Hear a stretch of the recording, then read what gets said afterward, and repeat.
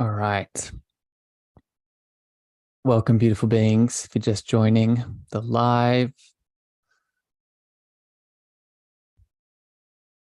just getting set up, checking if everything's working.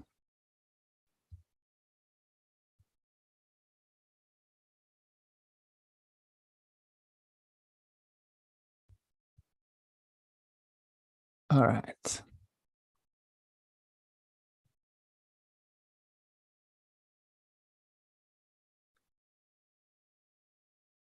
Welcome, beautiful souls who are joining live. I see you there, Tiffany. All right. Let's get into it. Starting recording in 3, 2, and 1. Good morning, evening, afternoon, spiritual beings. Welcome back to the show. Welcome back to another solo-sode of the Cosmic Love Antenna, where my intention, as always, with these episodes is to give you a very direct and straight from the heart topic and conversation and set of insights and guidance to help you pull back the layers, restricting health, alignment, and love. And today's theme, today's chat came to me a couple of days ago, actually, as an inspiration, and I wanted to dive into it. And it is your loving spiritual reading list. I'm going to be talking about the powerful books that you should either read, listen to, or however you ingest your books to take a step forward along your spiritual journey. And I can't wait to share them all with you today. A quick little foundation, as always, here on the show. If you're watching live on Facebook, LinkedIn, or YouTube, welcome. If you have comments, questions you want to add into the chat today, please leave them below and I'll incorporate your energy.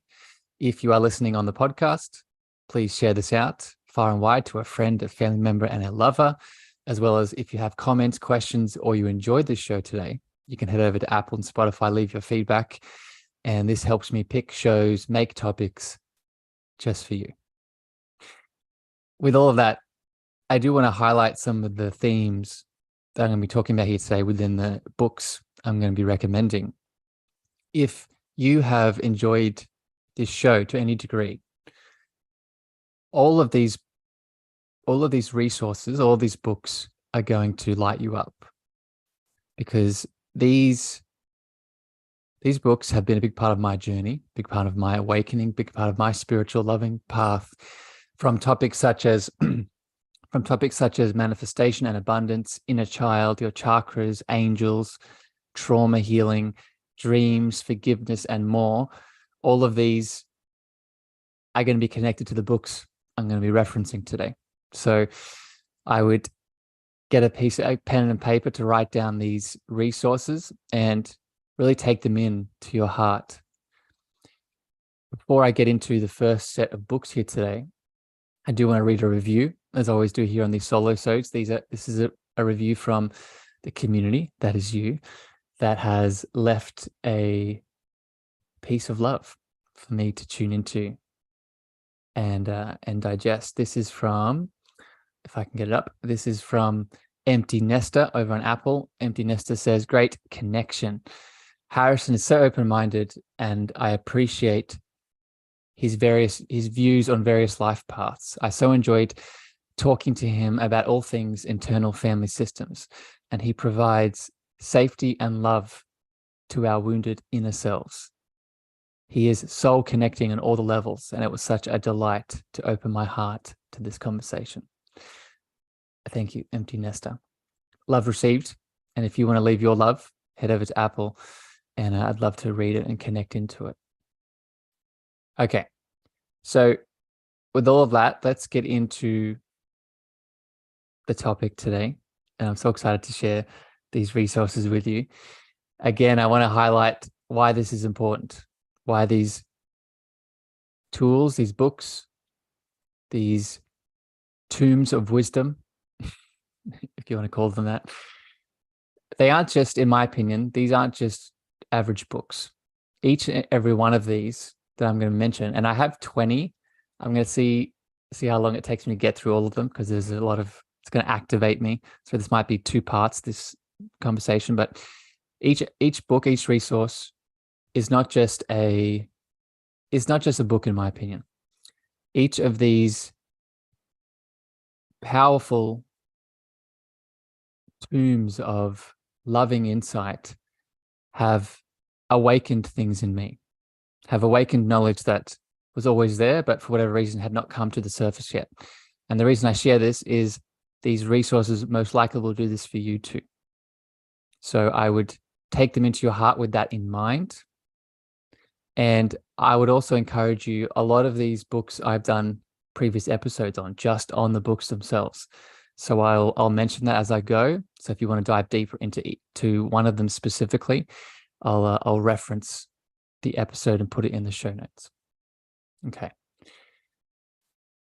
Oh, and I guess one more thing that comes up before I get to the first one. A book is, in my opinion, probably one of the best investments you can make in your healing journey. And what I mean by that is that most books, including these ones that I'm going to be speaking about today, they bring together all of the, not just knowledge and tools and practices of the author, but as an example, if you're reading my book, a good book inserts unique frequency into the words, into the spaces between words, and you can feel that from reading it. So I'd also encourage you, as you take in these resources today and you go to read them or listen to them, digest them, open your heart to what is behind the words. Open your heart to the intention that the author sets, because that too will impact you. Okay, so first up here, I'm also, as I'm going to be reading these resources, I'm going to give you why they are important, why are they so impactful, and why you should be reading them from my own experience. So the first resource here for your spiritual loving journey is the book named Creating Affluence by Mr. Deepak Chopra, Creating Affluence by Deepak Chopra. And this conversation and resource goes into a teaching and understanding around what does it actually mean to be lovingly affluent? What does it mean to connect to our inner state of abundance? What does it mean to connect to our inner state of spiritual love? Because in many ways, the degree in which we open our hearts to our loving mystical nature is the degree in which we bring affluence into our world. Not just affluence in terms of money, that is a part of it, but affluence in terms of relationships, affluence in terms of health, affluence in terms of different dynamics, partnerships in your life. So this resource by Deepak, he describes the qualities of the unified field, or how I would refer to it as the unified field of love, that we are all birthed from and still currently in. So if you're looking to bring more affluence into your life, one of the ways we can do this is by embodying the characteristics or the qualities of the unified field of love that we are a part of. And the beautiful Deepak in this book, he describes these characteristics, these qualities, and most importantly, how you can start to be them, because they're you already. You've just forgotten, which is the coolest part. And I did 2 episodes on this book specifically, so I'll put them in the show notes. Next up here, I want to welcome to Gemma and Jody. Welcome to the chat and Facebook, my friends. If you have comments and questions today about these resources or anything that comes up, please pop them in the comment section and I'll add you in. I'll add your love into this dance today.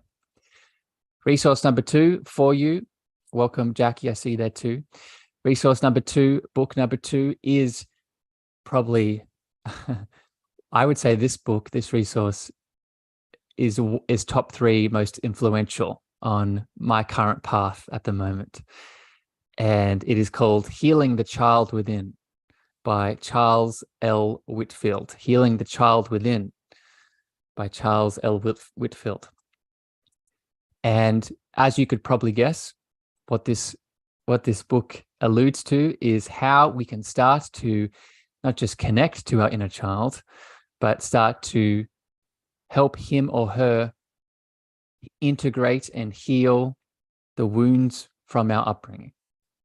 And if you have listened to this podcast in any extent, you know how important this inner child work is. And one of my very first 2-part episodes was on the inner child, inspired by this book. So I'd highly encourage all of you listening to tune into it and start reading it. One of my favorite components of the book that is so impactful is Mr. Charles breaks down the 10 core inner child needs that deserved to be met. And these needs are significant because we can look out for them to start reparenting ourselves, to open up a deeper connection to our inner space of spiritual love. And I want to read you them. I'm going to read you the inner child needs. And I'd highly recommend you go back and listen to part 1 and part 2 of the inner child episodes that I did, where I break down all these needs specifically. But I'm going to read you them just to give you a little snippet here of why you should tune into this book. So the core inner child needs are touching, attention, mirroring/echoing, guidance, listening/participating, the opportunity to grieve and grow, support, loyalty and trust, accomplishment, altered consciousness, by that I mean enjoyment and fun, healthy sexuality or sexual balance, freedom, nurturing, and unconditional love. Each of these needs, if they were not met in your early childhood development, there will most likely be some kind of wound and fear, challenge, separation connected to this need. And what is empowering about it is you, as the inner child parent to your little inner being, you can start to not only identify these needs that need to be seen, but you can now meet the need. So I'll end it there. And I'd encourage you to go listen to the first 2 episodes where I talked about this and read the book. Now, just highlight for people that are new to inner child healing, tuning to the show today. Inner child healing is how we start to awaken our spiritual essence in many ways, because it is through childhood we come in as that perfect soul essence, but it is also in childhood that perfect soul essence is usually suppressed. Okay, next up here, I want to actually go back super quick to the first book and I read you so I talked about Affluence by Deepak Chopra, and I talked about the Unified Field of Love, why you should read that book. I just want to quickly read some of these characteristics of the Unified Field of Love that Deepak talks about, because you can start to embody these characteristics. Going back to what I was saying about the inner child, as you reparent yourself, the parent that you are to your inner being, you can hold these characteristics as well, right? That's where these two topics intersect. So I'll just read a couple of the field of love that you are. You are nourishing. You are integrating. You are have a baseline state of simplicity. You have a baseline state of purifying. You're able to purify the darkness into the light. You have a baseline state of innate freedom. And then finally, you have a baseline state of bliss. There are many more characteristics that Deepak talks about in that first book.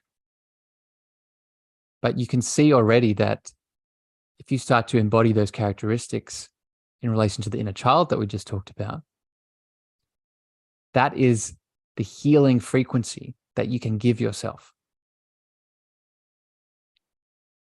So I hope that hits your heart. And again,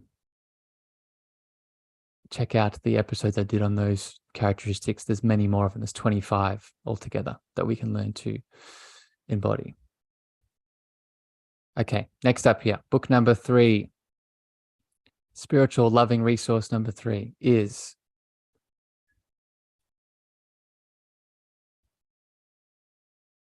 and this is for all of you beautiful souls that tune in every week and enjoy listening about all things dreams and dream work and going and at night doing your spiritual loving practices at night.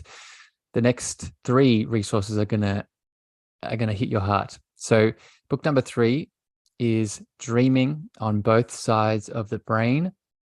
Dreaming on Both Sides of the Brain by Doris E. Cohen, PhD. Doris E. Cohen, PhD. And this resource is significant because it starts to illuminate the importance of your dreams at night, specifically from the lens of your unconscious speaking to you, your unconscious giving you messages to help you with challenges in your waking state, in your daytime state. If you've tuned in before, you've heard me speak about this phrase, the dreamer is always dreaming about the dreamer. The dreamer is always dreaming about the dreamer. And what this means, and Doris elaborates on this, when we go into our dreamscape at night, and let's say that you have a very, very vivid dream about your mother. In most instances, you're not dreaming about your literal mother. As Doris describes, the dreamer is always dreaming about the dreamer. So what that means is you are dreaming about what your beautiful mother represents to you. What is the symbology? What is the unconscious feelings and message behind your mum that you need to awaken to, that you need to not just see, but start to bring more of into your conscious waking state to help you with the challenge that you are currently facing. So the Divine Doris really describes this and goes into practices around this. And for all of you listening that are new to dream work, that haven't stepped into it yet, as someone who practices this every day, I would highly recommend it. Not just as a way to heal trauma and move through suppressed emotions, it's all those things, but also as a spiritual devotional ritual that you can learn to really bring up more power that you have. Because each dream symbol usually comes with an awakening back to a truth that you've forgotten. Speaking of awakening, the next book, number 4, continuing this dream theme, is Dreams of Awakening by Charlie Morley. Dreams of Awakening by Charlie Morley. And this continues the dream theme, the spiritual dreaming theme. But now what this describes is the other side of dreaming, from my experience, is the spiritual playground that the dream world allows us to get lost in. And specifically, learning to awaken in our dreams more at night, to become lucid, to start diving deeper into the layers of, and Charlie refers to this as dream meditation, starting to use our dreams at night as a way in which we can start to practice more spiritual evolution for ourselves. So I'll go into this more in a second with the next book, but the reason I love Charlie and his interpretation of this is he gives really practical examples of what we can start to do to not just have more dreams, but start to become awake, start to incorporate more learnings from them, but not from a psychoanalytical lens like Doris talks about, but now from a spiritual view, from a more Eastern esoteric view, which is very valuable. And you can actually get to the point within your lucid practice of meditating in your dreams. So waking up in your dream state, staying in the dream state, and then making a choice to meditate in the dream state, which I won't spoil it, has its own set of beautiful learnings. Welcome, Josephine, in the chat. I see you there, my friend. If you're joining live again, if you have comments, questions, pop them in the comment section. I'd love to add you into the conversation. So the next book here, continuing the dream topic, this is the final one, named simply as Lucid Dreaming, the Gateway to the Inner Self. Lucid Dreaming, Gateway to the Inner Self by Robert Wagner. This resource takes this dreaming theme to its final stop, its final conclusion. And not only does Robert also give more practices to become lucid, and again, if you're not practicing lucid dreaming, I'd highly recommend you lean into it because it starts to help you do shadow work. As an example, it starts to help you do inner child work. It starts to help you connect to guides, all the things. But Robert in this book describes, which is so fascinating to me, he describes the layers of the dream state, the different layers of consciousness that we can start to dive into once we become lucid and we start to have a devotional spiritual dreaming practice. And an example of this that I'll just describe here that really stimulates me is, I talk about this in my new book that some of you are listening to. When we become lucid in our dream state, we shift our perspective. So an analogy that I use in my book that I'll refer to here now in regards to dreams. In a normal dream where you're not lucid, you are the passenger in a sailboat as it moves throughout the ocean. Okay, you are the passenger, the boat is the movement of the dream, and the ocean is let's say, the consciousness of the dreamscape. When you become lucid, when you wake up in the dream, you now become the sailor. You now become the director of the ship.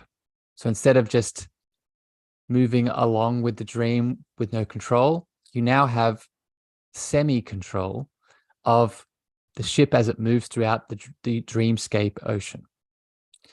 Now, that analogy is interesting in itself, but where Robert takes this a bit deeper is he asks the question, what is the energy, what is the consciousness that is behind the ocean?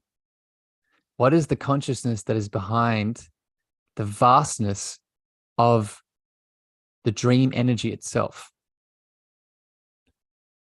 And if you meditate with that question, if you meditate on that, and you go into what Robert talks about in the book, it will take you to some very enlightening understandings. And I won't go too deeply into it now, but I'd highly recommend you open your heart to this resource and start to play with these deeper states of consciousness that we all have access to. And one of the ways we access it is through the dream state that Robert talks about. Okay. Next up here, Josephine, just looking at your comments in the chat. I used to do this as a child. Well, I'll say this to you, my friend, and everyone tuning in. lucid dreaming and dreaming is not a childhood occurrence. It happens in childhood, of course, but we deserve to have that same vivid relationship with our dreams as adults too. So if you had it as a child, beautiful, but use that as a motivation to have it as the same state now.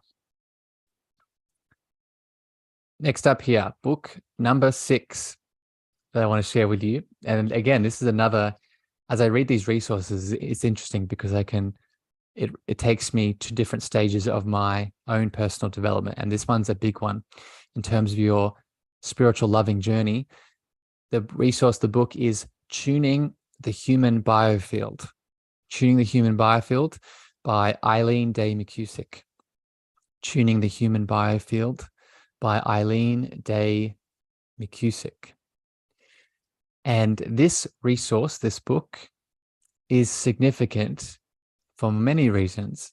But to put it simply, Eileen does something very special in the way that she, through her experience and what she talks about in the book, in connecting your energetic portals, your chakras, that if you're watching live, is a big part of this show, connecting your chakras to their emotional counterparts, their emotional resonance, their emotional experience. What do I mean by this? When we have an emotion move through us, let's say anger, guilt, shame, grief, as examples. Yes, in some instances, it can be a full body experience. But in most cases, for most people, it is not a full body experience. It is a specific area of the body experience. Then take this further, it's a specific chakra experience. And what Eileen talks about in this book that I encourage you to open your heart to is the relationship between, as an example, anger and the solar plexus, your stomach, grief and your heart and your chest and your lungs, guilt and shame and your sacral and your root center.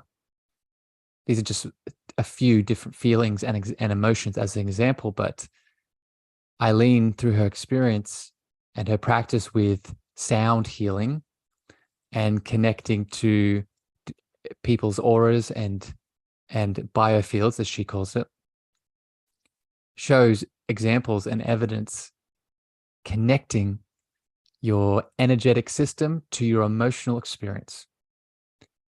Why is this important? Why do we even need to have this conversation? Well, to put simply, it helps you connect to the bio-individual and nuanced soul that you are.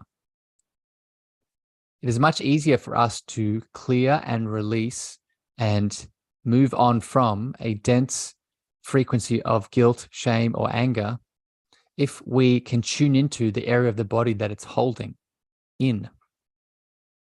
If I can tune into my solar plexus and the anger that it is connecting to, then I have a much higher chance in that moment to release that emotion, to let that go, to stop the body from keeping score.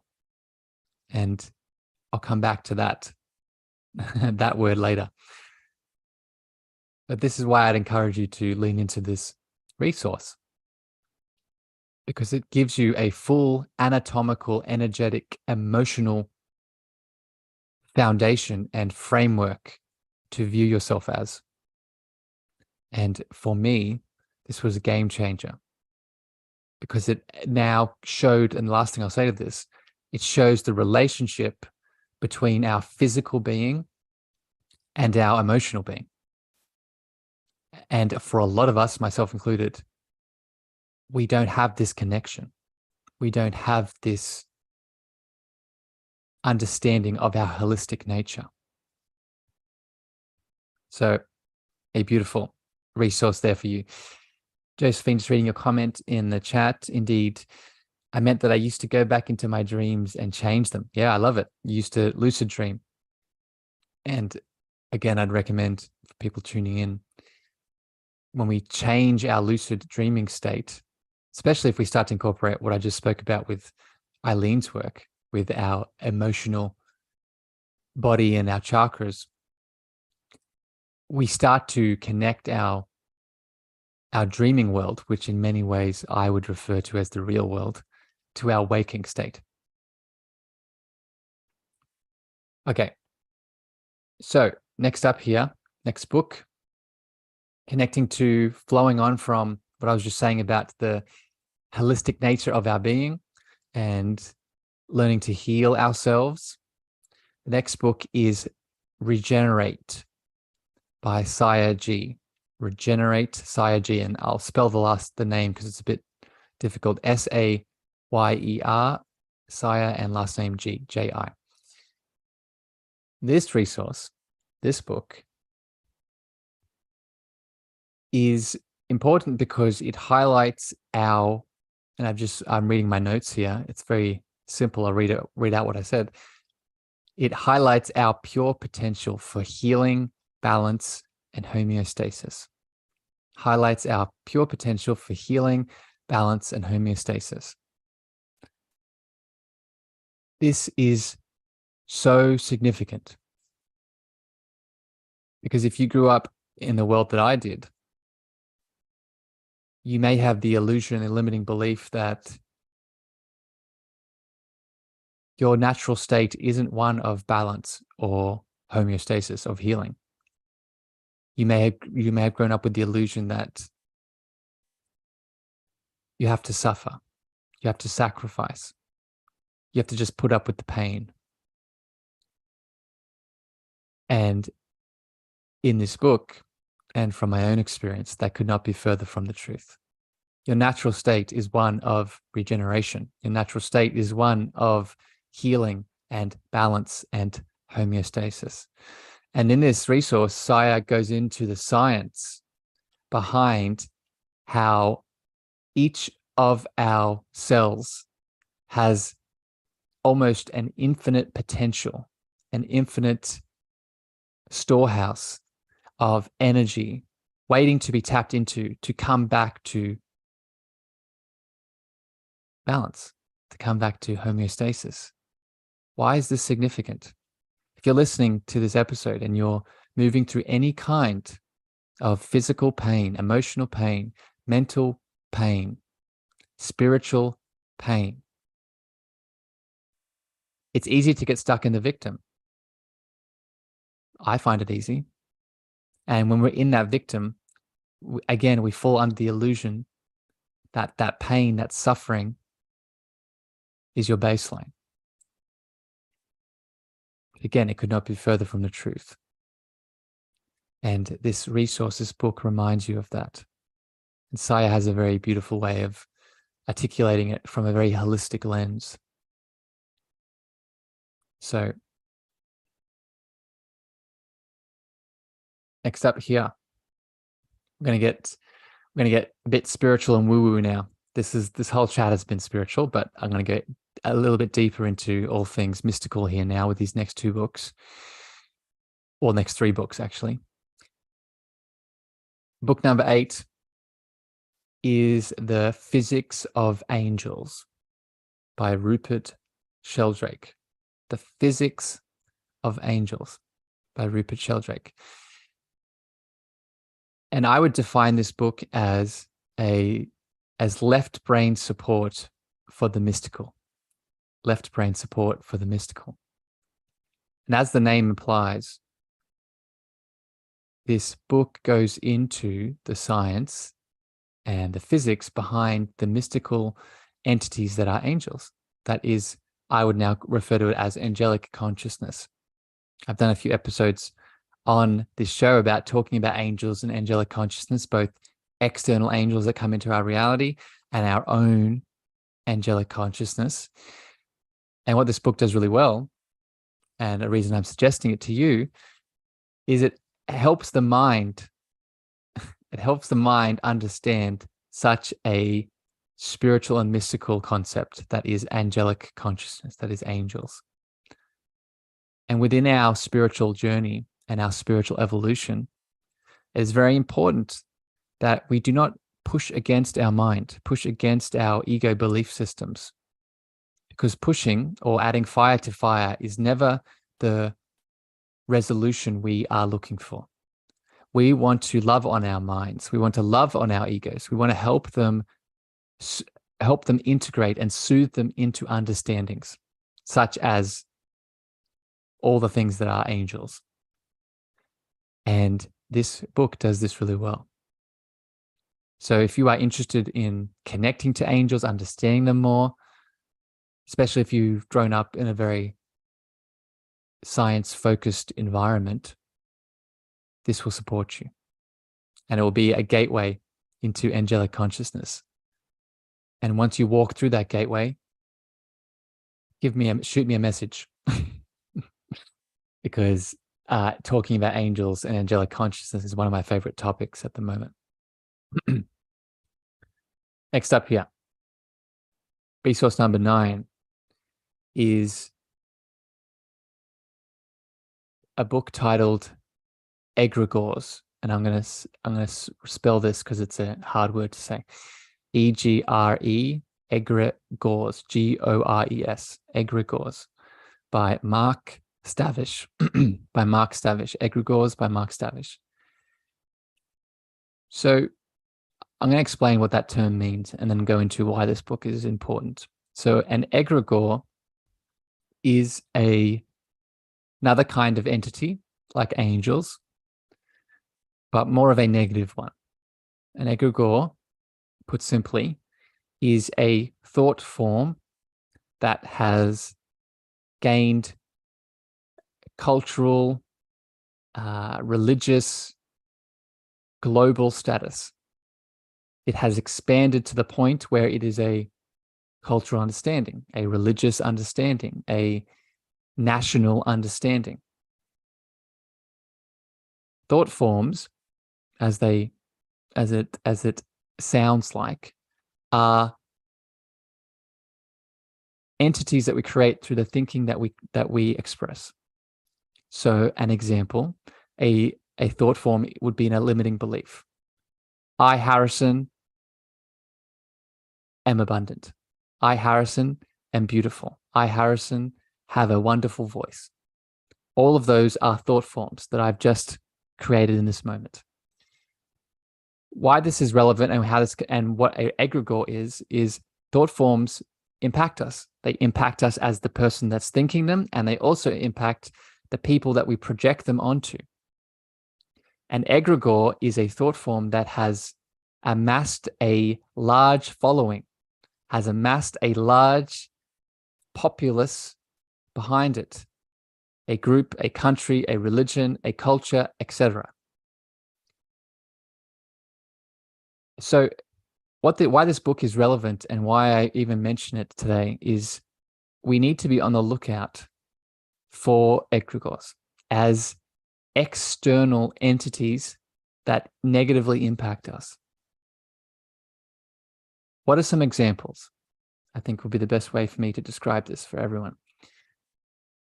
An egregore, a cultural egregore that is pervasive, is you are not enough unless you are constantly working or constantly doing. You are not valuable unless you get these certain grades in school. You are not pretty unless you look like this person on the magazine.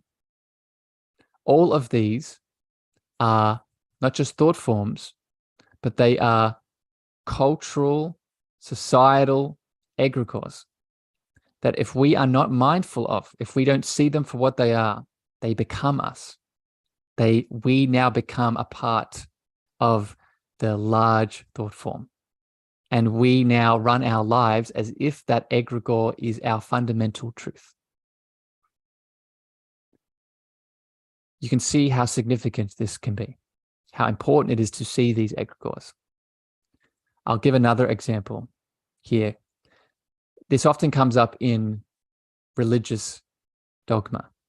This often comes up in in religious teachings that are based on fear consciousness rather than based on the spiritual love that is their foundation. So, for example, you shall not connect in love before you are married. You will go to hell if you make this specific choice. These are egregores. These are religious, now as an example, religious thought forms that have grown throughout time due to the people that are behind them, the amount of people that are expanding the thought form and believing it as truth. And now it has impact on you as the person that interacts with it. So this book highlights this phenomena, highlights this understanding, and most importantly, gives you awareness around it so you cannot be taken away by them.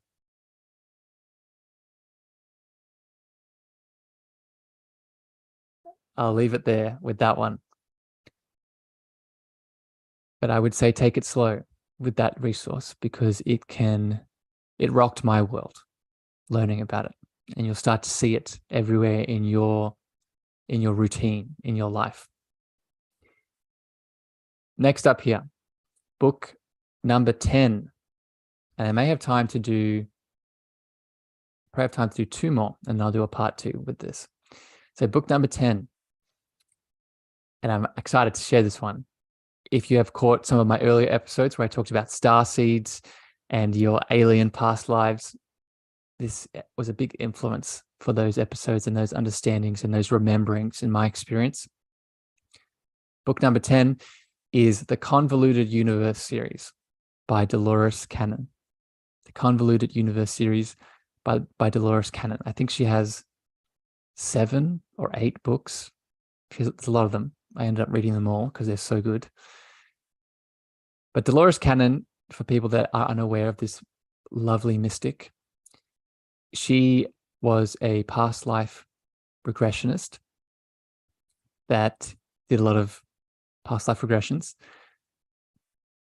but found herself in the world where she was starting to experience clients that didn't just have past lives on this earth, but had past lives as alien beings, extraterrestrial forms, and also different dimensional forms, different consciousness states that the soul of the person that she was moving through a past life regression had in their system.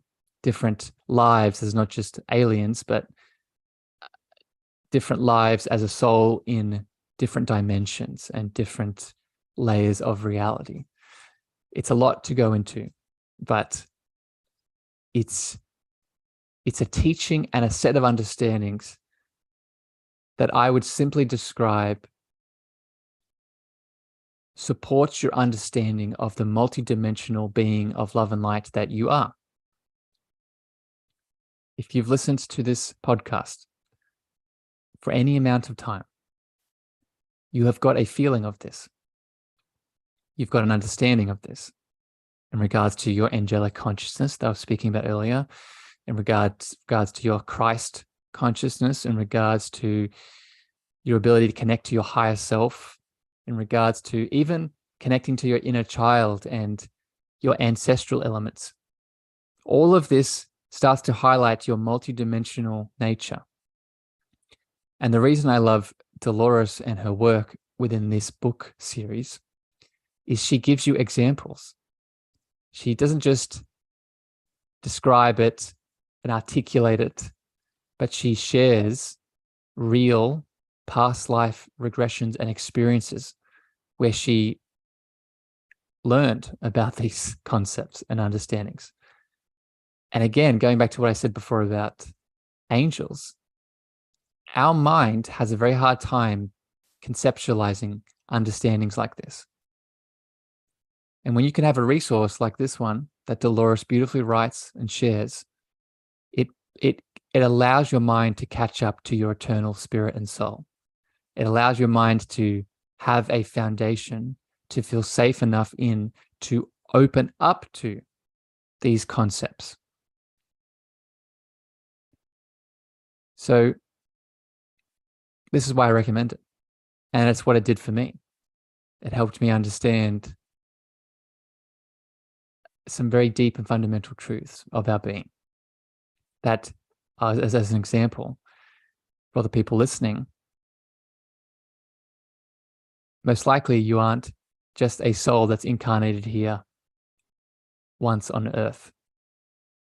Not only have you most likely had multiple lives on this earth, you've most likely had multiple lives on different planets, in different star systems, as different kinds of beings.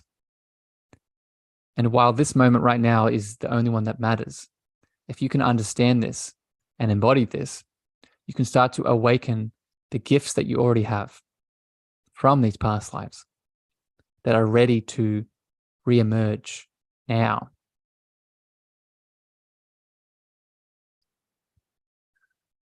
All right. I would take it slow with those books too, because there's so many of them. I would start with the first book of the Convoluted series and go from there. A final book here today that I'm going to speak about as a resource for you to tune into along your spiritual loving journey is coming back into the 3D. So I went up into the mystical spiritual heights of Dolores. I want to come back down into the physical now. And probably, again, one of the most influential books on my own journey of awakening and healing and coming back to my own spiritual loving heart center is the book, The Body Keeps Score by Bessel van der Kolk. The Body Keeps Score by Bessel van der Kolk. If you are listening to this show today and you're reading my book, it's a big influence. I speak about it in my book. And this resource, for those of you who are unaware of it, shows the correlation between childhood trauma in many ways, but specifically childhood trauma, being abused, going through some kind of adverse childhood event, and how your physical being holds on to those energetic, emotional, and mental imprints to ultimately one day help you release, forgive, and heal. That is the most simple way for me to describe the synopsis of the book. There's much more in it, but just the awareness of this, how your body tells the story of your life, how your tissues hold your issues that deserve to be seen, deserve to be released, deserve to be loved and supported, so you can expand, so you can move out of that constant fight or flight state, so you can move out of that constant in fear state, so you can stop being small and you can step into your potential that is abundant and expansive. Bessel describes this, again, through a lot of science, a lot of practical experiences. And I think one thing that I'll share that really stood out to me, that helped me and my own inner child healing and trauma healing journey, is at the start of the book, Bessel describes and shows the statistics of the percentage of women and men that have been through some kind of childhood abuse, childhood trauma. And I can't remember the exact statistic, but it's ridiculously high, 85% and upwards, if I remember correctly. And I remember reading that statistic and feeling soothed by it, feeling reassured by it. And as I reflect back on it now in this moment, one of the reasons for that is it reminded me that I wasn't alone. It reminded me that while my trauma story is mine and will always have unique stories, the pain that I was holding on to, other people were also holding on to that pain. And if they could move through it, if they could see it, hold it, love it, feel it, then I could too. And just that understanding and that realization from that resource, from the Body Cube score, shifted my understanding, not just from inner child healing and trauma healing, but was an ingredient to me coming back to the truth. And the truth is, I have all the power, I have all the resources, I have all of the potential inside of me to move through that which needs to be moved through, to move through all the pain that needs to be alchemized back into the light. And I'm not alone in that. We all have that potential inside of us, waiting to be unlocked, waiting to be harnessed. So I hope this supports you today.